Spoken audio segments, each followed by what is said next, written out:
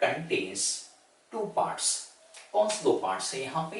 पहला en जो कि ग्रीक वर्ड रहता मतलब विद इन, दूसरा थल्पे ऑब्टेन फ्रॉम ग्रीक वर्ड थल्पिन मीन्स टू हीट। तो एंथैल्पी का मतलब क्या होगा? वार्मिंग और हीट अप। अब इस एंथैल्पी को डिफाइन कैसे करना? Symbol H, formula U plus PV। U internal energy, this is pressure volume type of energy. इन दोनों का सम एंथैल्पी कहलाता। Therefore, first definition, sum of internal energy of system and pressure volume type of energy of system is known as enthalpy. इस enthalpy में दोनों प्रकार की energies contribute कर रहे, इसलिए second definition, total heat content of a system is also known as enthalpy. अब ये एंथैल्पी स्टेट या पाथ फंक्शन रहेगा, कैसे डिसाइड करना देखो जरा। तो एंथैल्पी में कौन कंट्रीब्यूट कर रहा? Internal energy and pressure volume type of energy, U, P, V, all are state functions. Therefore, this enthalpy is also a state function. Means it depends on initial and final state of the system. It does not depend on path of the system, path of the process. Then it is also the extensive property, means it depends on amount of substance present in the system. It depends on size of the system. क्या इस enthalpy का absolute value हम determine कर पाएंगे? Is it possible? तो देखो enthalpy में internal energy contribute कर रहा। इंटरनल एनर्जी का एब्सोल्यूट वैल्यू हम प्रैक्टिकली डिटरमाइन नहीं कर सकते। जब इंटरनल एनर्जी का ही वैल्यू नहीं ले सकता तो एंथैल्पी का एब्सोल्यूट वैल्यू भी डिटरमाइन करना प्रैक्टिकली पॉसिबल नहीं है। But thermodynamics never consider absolute value. It considers change in enthalpy denoted by delta H, formula H2 minus H1. H1 enthalpy of system in initial state, H2 enthalpy of system in final state. अब derivation delta H का कैसे रहेगा देखते हैं। H2 का value हम रखेंगे, use this equation U2 plus P2 V2। H1 का क्या रहेगा?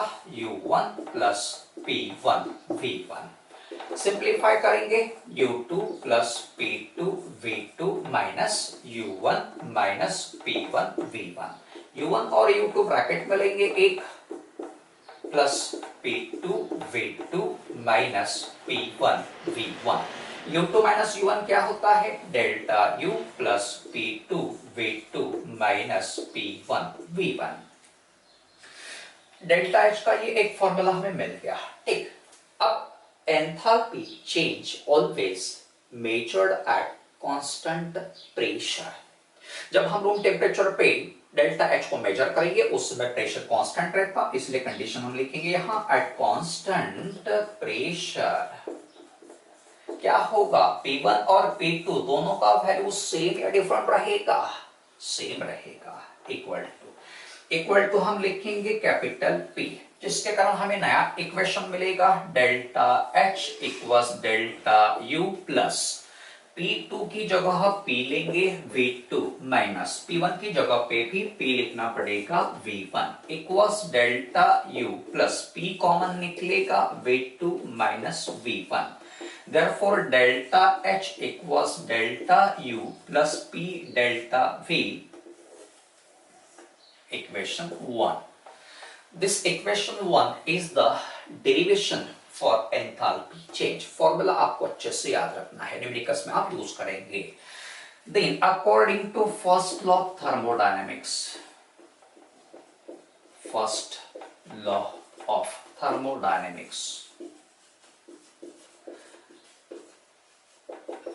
मैथमेटिकल एक्सप्रेशन है delta U equals Q plus W।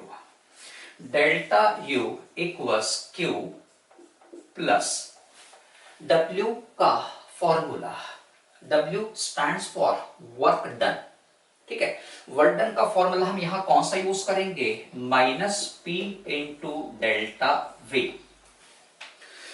क्योंकि हम इस इक्वेशन को जो है एट कांस्टेंट प्रेशर डिटरमाइन करते हैं, डिराइव करते हैं, इसलिए minus P into delta V रहेगा। इसको हम ट्रांसफर करेंगे तो मिलेगा Q equals delta U minus का प्लस होगा P इंटू डेल्टा V, ठीक है।